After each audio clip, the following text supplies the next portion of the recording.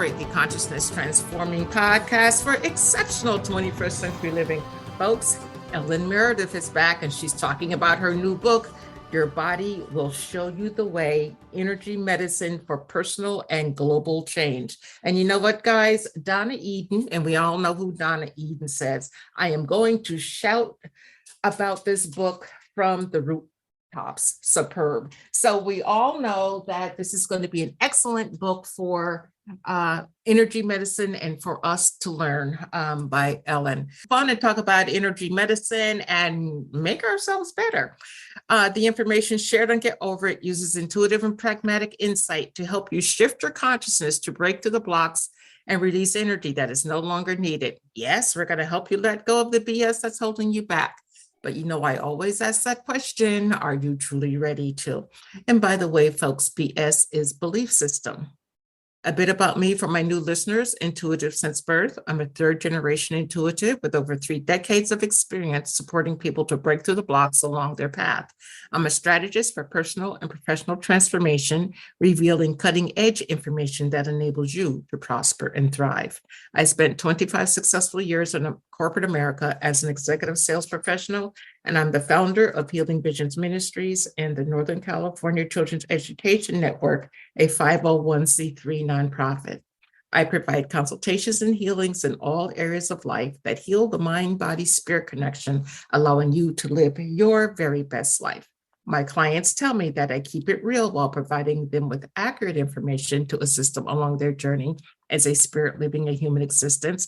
But they also say, if you really don't want to know, don't ask Monique. My background includes a doctorate in metaphysics, Reiki master teacher, ordained minister, and clinical hypnotherapist. So whether you are stressed, depressed, or possessed, I can help. To find out more about me and the services I offer, go to my website, that's moniquechapman.com, and I invite you to like me on Facebook and follow me on Twitter and LinkedIn. My guest today, Ellen Meredith, is the author of Your Body Will Show You the Way in the Language Your Body Speaks. She has been in practice since 1984 as an energy healer, conscious channel, medical intuitive, and she has helped over 10,000 clients and students worldwide. As an energy medicine practitioner, Ellen helps clients engage with the body's energy to activate healing. She teaches energy medicine on the Shift Network and has served on the faculty of energy medicine pioneer Donna Eden since 22. And you can check her out at her website, and that's ellenmeredith.com. Welcome back, Ellen. Well, thank you. It's so great to be back speaking with you, Monique. I am so glad that you are here. Now, your new book, to me, it dovetails right on the heels of your last one. So tell me about it. Tell us about it. Okay, well, we're in a time of massive change, and I think nobody's going to say, what are you talking about? All of us have had both individual change, we've had cultural and collective change, and it's hard. It's hard on the body, it's hard on the mind, it's hard on the spirit. And so what I wanted to do was look at how could we use energy medicine and energy dialogue, which is the ability to speak with our own energies, to evolve our instruments to not just survive within change, but actually to thrive within change, to be able to move and live differently in the face of what we're being asked to adjust to. Mm-hmm. And it's now is the time, really, folks, to really get into some type of alternative, complementary, whatever you want to call it, medicine, so that you can help yourself in this time of very interesting energy. Now, you used to say that, you know, your body didn't come with a user's manual, but you discovered that it does. So tell us about that. Well, I really feel that the user's manual is built into every fiber of our being. That's what I've discovered, that, excuse me, just under the surface of our awareness, your body, your mind, and your spirit are communicating constantly using the language of energy, the language of subtle energy. And it's a language we knew when we were infants, and it kind of got schooled out of us. Most of us did not remember that we spoke energy, and we took everything up into the trained brain and into thinking in English or whatever our mother tongue was. And it gives us problems, because if we don't have access to this deep wisdom, the knowing that's built into us, and we don't know how to participate in that dialogue, we don't have enough input into the self that's getting created there. We're more created by the world around us than we are from within. And so I wanted to show people, how do you access this built-in guidance system? How do you work with it? And how do you shift from that outside-in perspective, that objectified perspective that is encouraged in our culture, and instead start operating from the inside out? Yeah, well, talk to us more about that, because you dedicated a healthy amount in the book to outside in, inside out. And I think that sometimes people don't understand how they're truly thinking outside in as opposed to the inside and going outward. Right. I think it's so ingrained in us, we don't even notice we're doing it. Like when you want to know about something, most of us think, oh, I better Google it and find out what someone else said about it. We don't think I better go inside and investigate what my experience and wisdom has taught me about this thing. Excuse me. Well, So, oh, go ahead. Go ahead. So one of the changes that I think we're going through a real sea change. It's not just changes in details or degeneration of systems. We're really shifting from this outside in, top down, very patriarchal way of organizing ourselves. And what's rising up is what I call empowered yin. It's an inner knowing that's rooted in our shared humanity that comes from within. And it's not passive. If you hear the word yin, you might think, oh, that's the receptive, female, passive energy. But think about a woman giving birth. There's nothing passive about yin when it's empowered, right? So that's the general movement. And so in our culture, we're taught to objectify everything. It's not true unless we can prove it outside ourselves. It's not true unless someone else can do a test and show us that we match the majority. We're made into these generic beings that are all alike, and we have to measure up to these outside standards. And that begs the question of, well, what am I as an instrument? When I look at people energetically, they're all different. We have different energetic feeds. We have different passions. We have different souls, agendas, if you want to say it that way. And if we aren't creating an instrument to play the music of our own personal soul, then we're missing our opportunity here. And so that outside in thinking objectifies everything. For example, you get sick, you have some symptoms, you go to the doctor, and the doctor says, what's wrong and how can we fix it?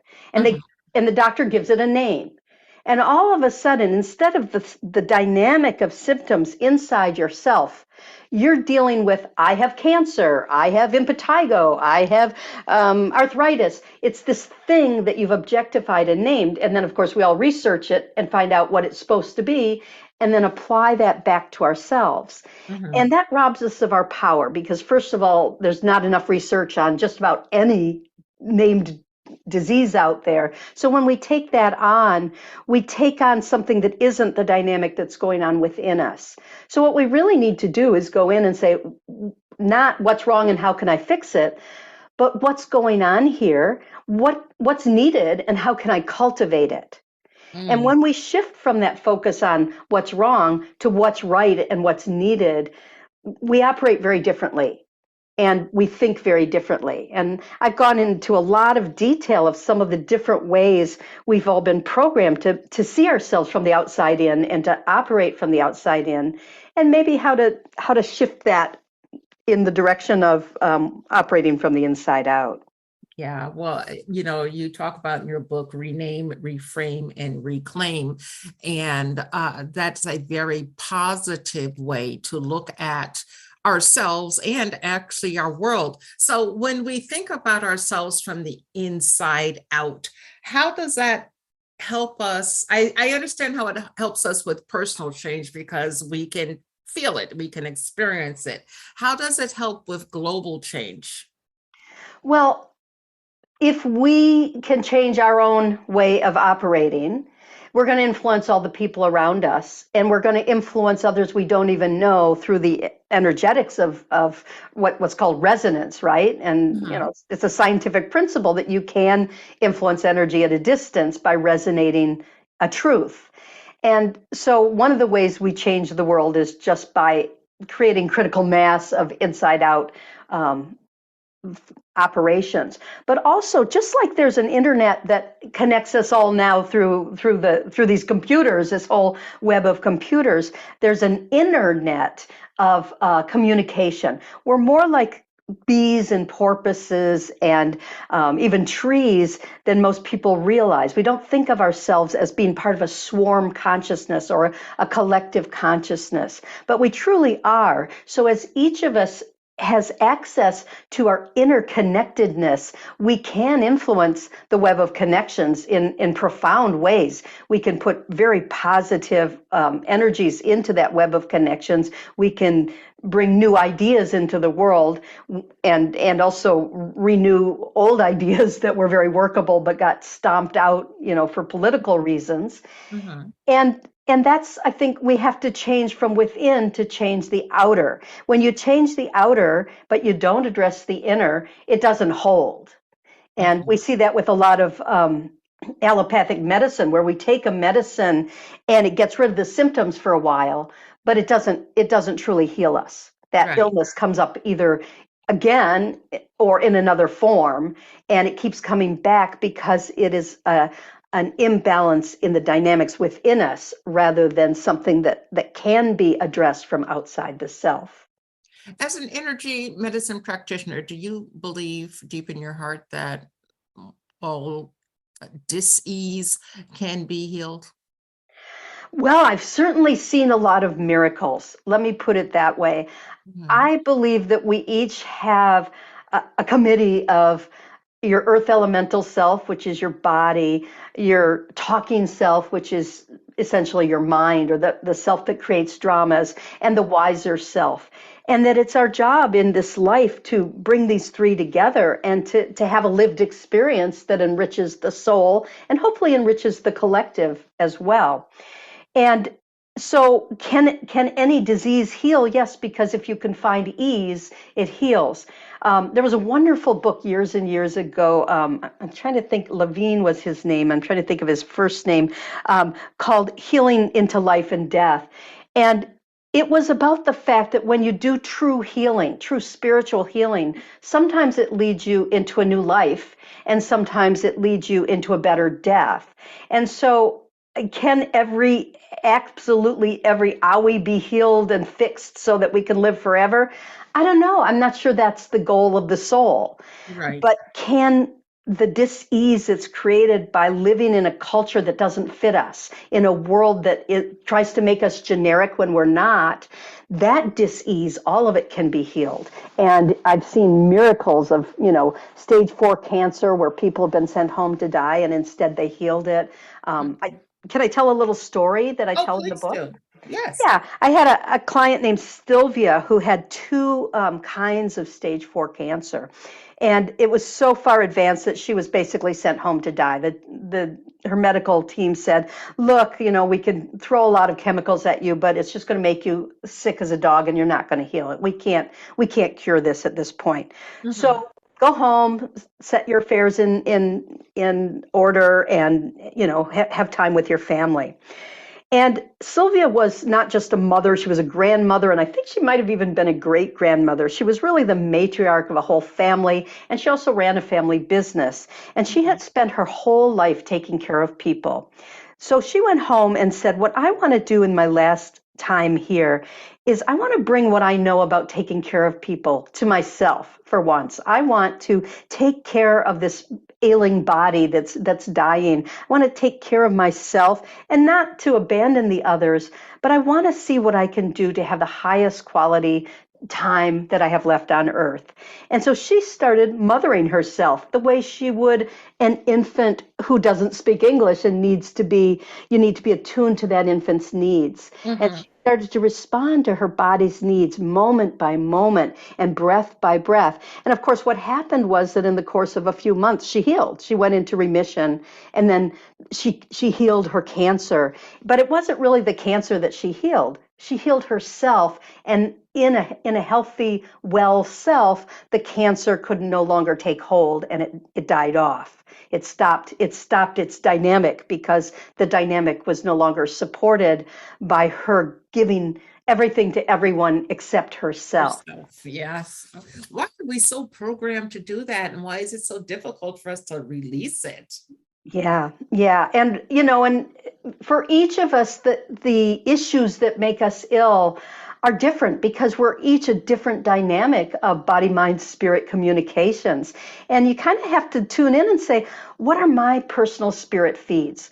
What is it that awakens me, that really, floats my boat or rocks my world? What is it that brings me alive? And you Mhm. can find evidence of that in the things you love, in the kinds of activities you love to do. If you're a collector, that's probably one of your spirit feeds, to collect things. And if you love reading about history and it just makes you feel so alive, maybe one of your spirit feeds is tracking the story over time. And I believe that there's as many spirit feeds as there are metaphors in this world, and that when we find what each of us has, and most of us have multiple ones, up to at least 7 spirit feeds or affiliations with larger groups of consciousness that I call councils. If we can find out what those spirit feeds or council energies are, then we begin to craft a life that embodies those truths and not those generic truths out there. And how many of us live our lives to build a good resume? I want to look good I want to have this job so I'll have security. I want to have this experience so I can say I've done it. And we put so much on the destination. Most of us really don't know how to truly inhabit the journey. And when you do inhabit the journey, you don't care so much about the destination. It can have twists and turns because we don't take our resumes with us, right? Right, We right. leave them behind. But what we do take with us is the enrichment of the soul that comes from experiencing our truth, our life. And so I really believe that we're all being asked right now by Mother Earth to wake up, and to wake up to how each of us can contribute to the collective weave. And that's different from being a cog in a wheel where, I can fill this role or that role. I mean, Mhm. think about a world where instead of asking kids, what do you want to be when you grow up? What if we were to ask them, what makes your heart sing? Mhm. Big difference. Big Yeah, difference. yeah. And we can change the world by just starting to ask ourselves and each other, what makes your heart sing? And when you get to the occasional person who has no clue, how do you help them discover or uncover what their heart sings? Well, I think that the reason they have no clue is they're looking for the right answer. They're looking for that one Oh, thing that's going to okay. pop into their head and be a right answer. Mhm. And just like you don't necessarily fall in love with a person immediately all 100%, usually it's an interaction, it's a relationship that builds over time. And over time, you see all the different facets of that person and you get to know them and you come to love them and you come to depend on them and trust them. People who have no clue, well, all of us need that kind of relationship building with our own being where the answer isn't one right answer. It's a moment by moment positive interaction and dialogue that guides us into deeper and deeper knowing. Mhm. And you can't know what your truth is if you're not connected in. And so all of healing, I believe, starts with connecting. My teachers once said, if you don't know what to do, which energy tool to use, just connect. And it will be shown to you. Yeah, or you'll at least have the circuitry that can bring the information to you. I mean, if you think about a car, when you disconnect the clutch and you're in neutral, the car can't go forward. And if you press on the gas, it just revs the engine. You have to put the car in gear to get it to move forward. And I think that too often we ask ourselves for guidance and we ask for right answers when we're not yet in gear. And what I mean by in gear is we're not connected into the instrument. We're still listening for truth out there or wanting to get the truth to tell someone else about it.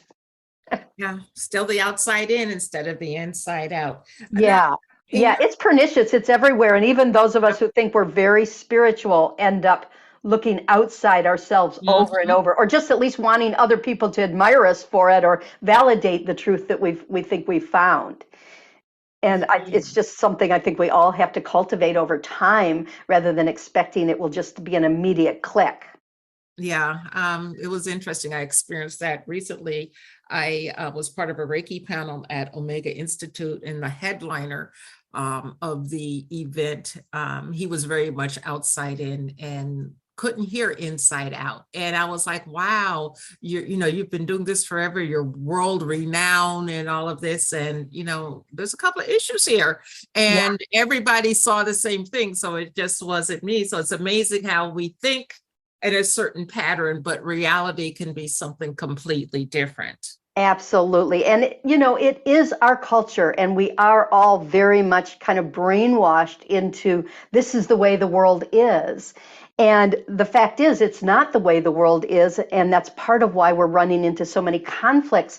And right now, with all the alternative facts and competing realities, that's a symptom of people who are not connected into their inner truth. And they get passionate about these things that they assert in the world. But one of the reasons they're so passionate is they're threatened because it's a power over struggle. It's like, I'm going to struggle for power and my reality is going to beat your reality. And it's this very strong either or binary thinking. And one thing I talk about a lot in the book is how this shift is from that either or binary thinking into what I call spherical thinking, the ability to hold multiple realities at once and see things from multiple dimensions. And as long as we're polarized into left and right or blue and red or us and them, we can never see clearly because reality isn't linear, it is more spherical. Right? Like if you take like light and dark, which we put on this spectrum and say, oh, they're opposites.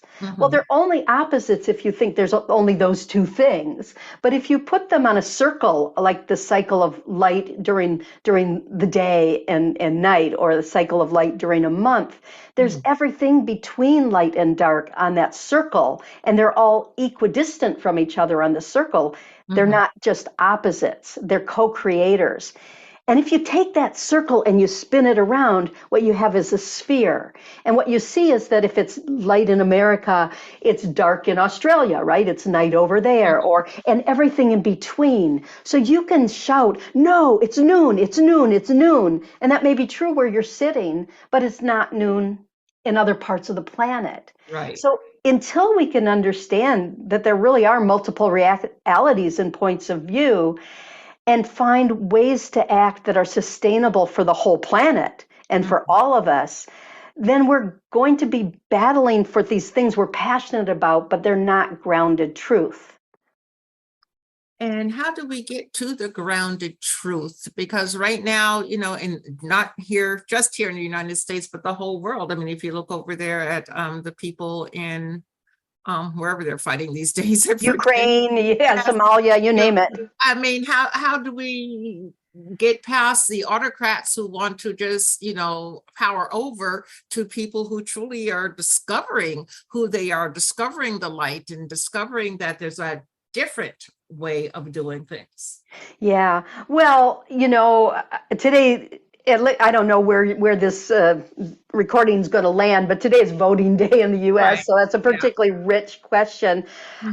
I believe that we each need to do what we can. And that means not just, voting in a democracy. It means voting with your body, voting with the way you live your life.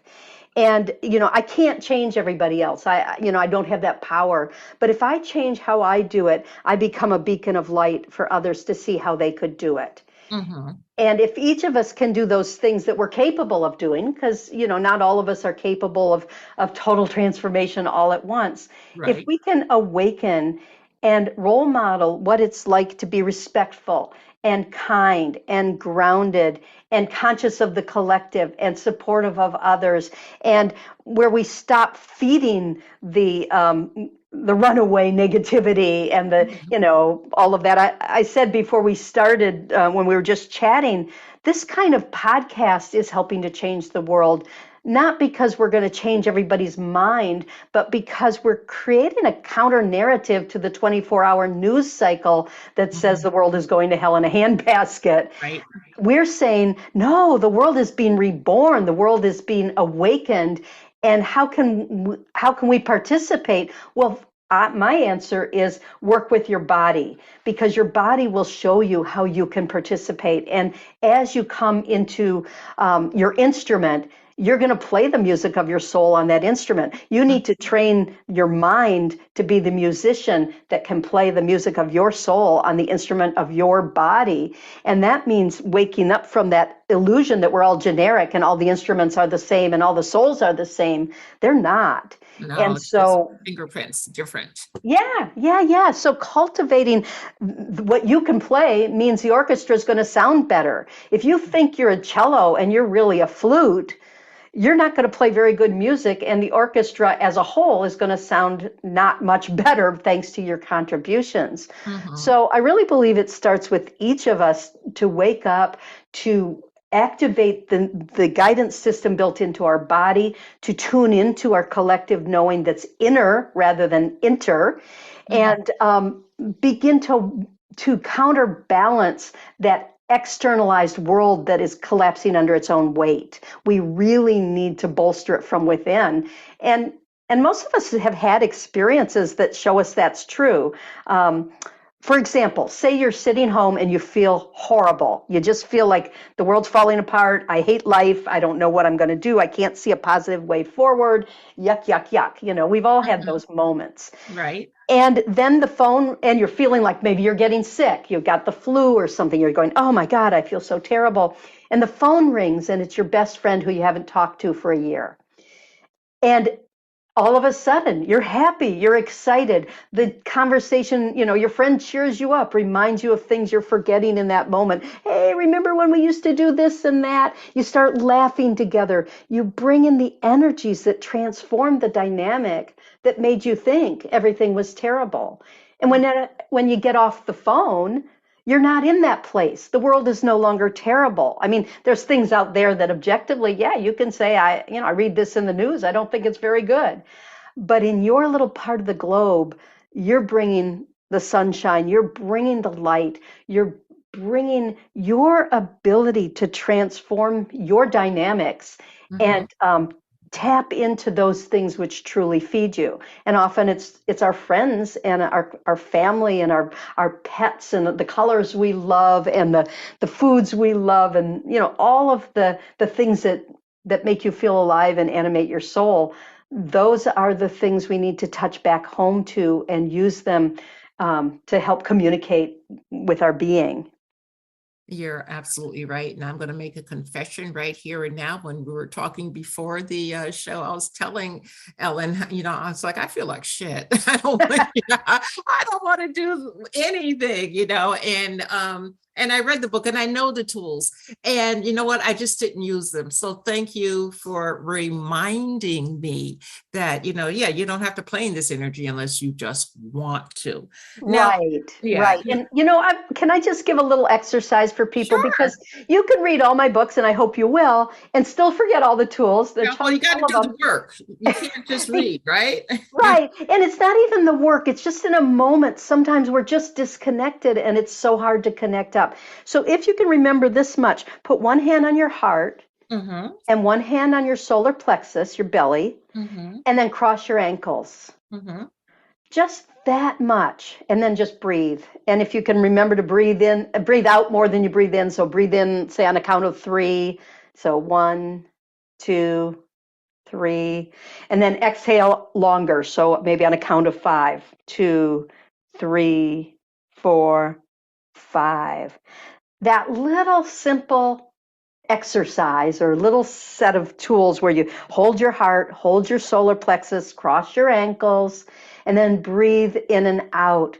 That's going to re-establish so many energetic connections that need to be made so that the circuitry works. Whenever we feel like crap, it's because our circuitry has come unhooked, and we can't get access to the thinking, the knowing, the energies we need in order to pull ourselves out of it. So, memorize this one or put it on the walls, put it in your bathroom, in other places in your house, or one simple tool. But this one's a good one because it does a lot of different things. And it works immediately, folks. Okay. Yeah. Did you just try it? I hope some of you did. Yeah, I did. And, I noticed the switch in energy. But I do want to talk to you about this. In your book, you talk about entering the stream, and the stream is working with the meridians. Why is it important to work with the meridians? I mean, I think everybody knows basic chakra, basic aura, but why is it important to work with our meridian system? Okay. Well, I do talk about entering the streams, and I give at least, I think, 18 guided visits to various energy streams, and they're all available on MP3 through the book as well. But the concept of entering the stream is more than just entering the meridian. So I'm going to answer your question in 1 second, but I want to say it's the concept that if we enter the energy we want to interact with, we can influence it more deeply than if we just address it from the outside in. So the meridian streams, I was trained by my inner teachers, and I tend to perceive my inner teachers as collectives, non-gendered, very right-on folks. But one day I was working with a client very early in my practice, and I was being guided by my teachers, and out of the corner of my eye, I saw this old Chinese gentleman. He was a totally stereotypical guy with this long beard and long gown. And he said, he sort of started guiding me to work with these things that he called streams, which turns out to be meridians. And what meridians is that they are cosmic energies that feed us. They come from outside ourselves, they go through us, and they return to outside ourselves. Just like a stream of water comes from a source, flows, joins the ocean, and is no longer the stream again. And too often we see meridians as this wiring, this energetic wiring that runs the organs. We'll talk about, the spleen meridian, or we'll talk about the heart meridian. And we, in our culture, we've named them according to the organs they feed. And they absolutely do bring energy to the body's organs and functions. But we're like a weave of cosmic energies, and these meridians are sources that feed us, that can that we use to co-create our physical being. So what I am teaching in the book is not just holding points on the stream, but dropping into it with your awareness and then working on it like you would work on a stream bed. And the first time this happened, this old Chinese gentleman, I had a client in front of me, and he said, "Enter the stream." And I said, "What?" And I looked down, and the stream had all lit up. So I thought, okay, and I just jumped right in with my consciousness, with my awareness, and everything exploded. I could see, I could hear, I could feel, I could taste, I could smell. I knew everything about the place I found myself. That doesn't happen very often. That was beginner's luck, perhaps. But while I was there, I could see that there was a boulder blocking the flow over here, and I could see that the stream bed was degenerating and needed to be reinforced. And I could see that a beaver was busy trying to block things over here. And I was able to work on the stream together with what I call the universal supply team, or the universal support team, and get that stream cleared out. And I was very surprised because I was working with someone who had cancer, and about a week later or a few days later, her cancer went into remission. we were both shocked, but we were both not surprised, even though Right. we were shocked, Uh-huh. because we knew that that deep work, and I had taken her into the stream with me at one point. The work we did in that stream was her accessing her actual creation of self, her accessing her own building blocks and making some choices about how to use them differently. And again, the cancer cleared up because that was a malfunction of a system that was disconnected. So entering the stream is another way to connect into your energies very deeply. And I show you I take you on guided visits on how to do that. But leaving them open for you to have your own experiences, because it's not about this meridian means this and that means that. It's about the energies you can encounter and work with. Okay, so no preconceived outcome, just go with the flow and Right. see what reveals itself to you. Right. And it's quite literally the flow of our being. So, if we can't access our energies more directly, then we're just talking to them from outside, and usually in English rather than the language of energies, which is what they speak. Yeah, so folks, this is a book that will help you if you decide that you truly want to help yourself and move forward. Ellen, when we go to your website, ellenmeredith.com, what are we going to find there? Oh my gosh, all kinds of things. Well, first of all, you'll get information about all my books and classes and DVDs and, that kind of stuff. Although I'm trying to codify 40 years of practice and put it out there in as accessible a form as possible.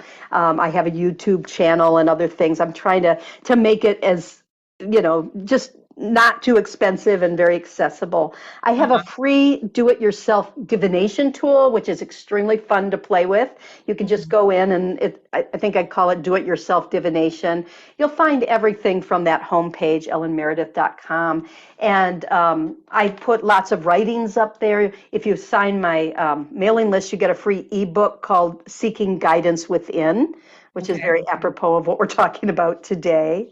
Most And definitely. anyway, I hope you go there and find some ways to have some fun and play and get some new ideas of things you can do for yourself or things you can explore for yourself. And Ellen, you said the operative word play. So many people think that you have to be serious all the time with healing or spirituality, whatever. And it's really about joy and love and laughter and play. At least that's Right. what I feel. Are you in agreement with that or not? Oh, absolutely. I mean, when people say, well, I worked on myself 3 hours yesterday, it just sounds so heavy and grim. And often what they're doing is they're compulsively trying to fix themselves. Mm-hmm. When you say, I played with my energies for 3 hours yesterday, it has a whole different meaning, right? Right. And then it's like, well, good for you. I hope you can get to the place where you're playing with your energies all day, every day, because when we dance with the the energies that make us up, when we dance with our mind and body and spirit and are playful, we evolve and change. And the part of us that keeps us in form, which I call your gatekeeper, does not love change. It doesn't like change. It doesn't want change. It will fight change, but it usually doesn't fight play because it understands that play is built into us to learn new ways of doing things. Mm-hmm. And so often something that won't shift when we work and work and work at it will shift when we start playing around with it a little. Yeah, so folks play. Can you give us a pearl of wisdom before we go for the audience? I mean, you've given us so much already, but just one more, please. Okay. I think the pearl of wisdom I want to say is that you're not just looking for answers inside yourself, you're looking to build a relationship that's deeper and richer and broader with your own inner being. And if you keep that frame on it, that I'm here to fall in love and build an amazing relationship that can really last a long time, I think you'll get a little bit further with this process. Okay. In fact, I know that you will. Oh, Ellen, thank you so much for being with us today. I greatly appreciate it. And I know the audience does too.